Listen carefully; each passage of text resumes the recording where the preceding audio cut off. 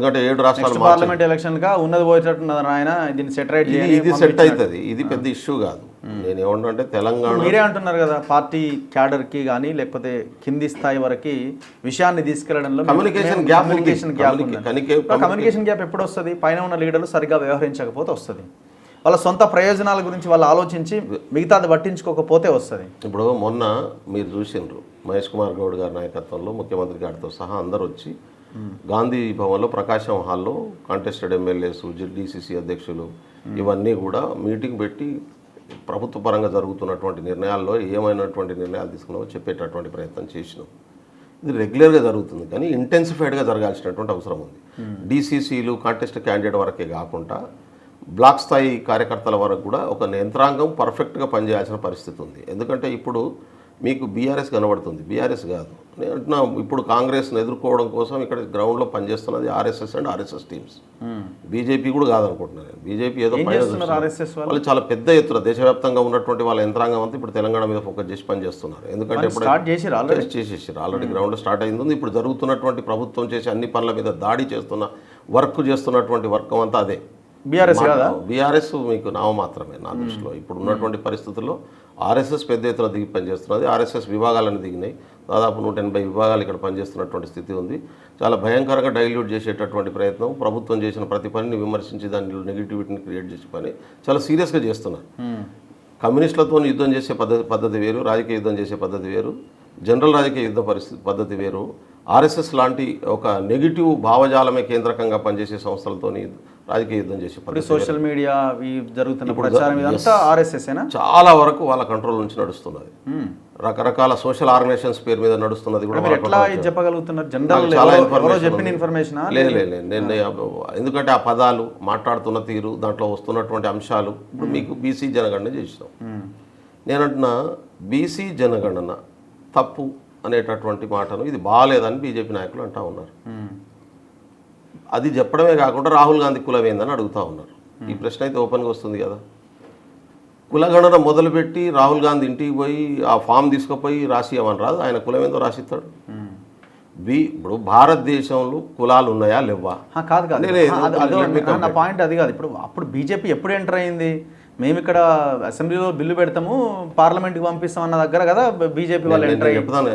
Revanth Reddy legally BC converted అయినవారు నరేంద్ర మోదీ అన్న తర్వాత కదా. నేను ఏమంటున్నానంటే బీజేపీ పార్టీ మనకు కనబడేది, పని జరుగుతున్నది కింద బీజేపీ పార్టీ సంబంధం లేకుండా జరుగుతుంది అంటున్నా నేను. ఓకే, బీజేపీ మాతృ సంస్థ అయినటువంటి ఆర్ఎస్ఎస్ చేస్తుంటున్నా. గ్రౌండ్ ప్రిపేర్ చేసే పనిలో ఉన్నారు వాళ్ళు. కులాల వారీగా, మతాల వారీగా, తెగల వారీగా ఎక్కడికక్కడ ఏ వర్గాన్ని ఎట్లా అట్రాక్ట్ చేయాలనే మైక్రో లెవెల్ ప్లానింగ్లో భాగంగా గ్రౌండ్లో పని జరుగుతుంది. ప్రభుత్వం తీసుకున్న ప్రతి నిర్ణయాన్ని డెమోక్రటిక్ ప్లాట్ఫామ్స్ అనే పేరు మీద పెట్టించి వాళ్ళతో కౌంటర్ చేయించే పని కూడా చాలా పెద్ద ఎత్తున జరుగుతుంది, చాలా పెద్ద కుట్ర జరుగుతుంది. మీరు ఊహించలేరు అది. ఇక మా వాళ్ళకు కూడా పూర్తిగా అర్థం కాలేదు అది. మా పార్టీ నాయకులందరికీ, పెద్ద నాయకులకు అర్థమైందని నేను అనుకోవట్లేదు. ఎందుకంటే వాళ్ళ నడవడికి ఎట్లుంటుందో. నా స్ట్రైట్ క్వశ్చన్, ఇప్పుడు ఇవాళ కులగణను వ్యతిరేకిస్తున్నది వాళ్ళు వ్యతిరేకిస్తుండొచ్చు, చాలామంది మీ పార్టీ కోసం పనిచేసిన వాళ్ళు కూడా వ్యతిరేకిస్తున్నారు కదా. రౌండ్ టేబుల్ పెడుతున్నారు, కాన్ఫరెన్స్లు పెడుతున్నారు, ప్రొఫెసర్లు చాలామందిని ఎక్కడెక్కడి నుంచో నడిపిస్తున్నారు అంటున్నా నేను. చాలామంది వాళ్ళ ట్రాప్లో పడుతున్నారు అంటున్నా నేను. డెమోక్రటిక్ ప్లాట్ఫామ్స్ పేరు మీద వెనక నుంచి నడిపిస్తున్నాడు వేరే ఉన్నాడు అంటున్నా నేను.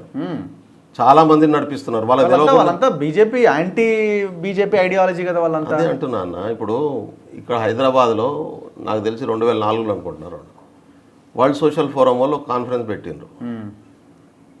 ప్రైవేటీకరణను వ్యతిరేకించేటోళ్ళు అందరూ అన్నారు దాంట్లో అని. ఫండింగ్ ఎవరు చేసారు? ఫోర్డ్ ఫౌండేషన్ కూడా 7 కోట్లు ఇచ్చాడు దానికి.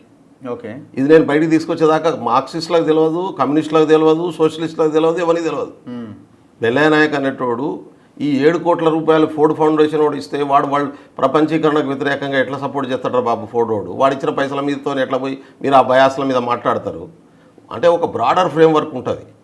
ఆ బ్రాడర్ ఫ్రేమ్వర్క్లో భాగంగా ఇటువంటి సెక్షన్స్ అందరినీ ఒక దగ్గర తీసుకొచ్చే పని పెట్టుకుంటారు. ఇవాళ జరుగుతున్నది కూడా అదే.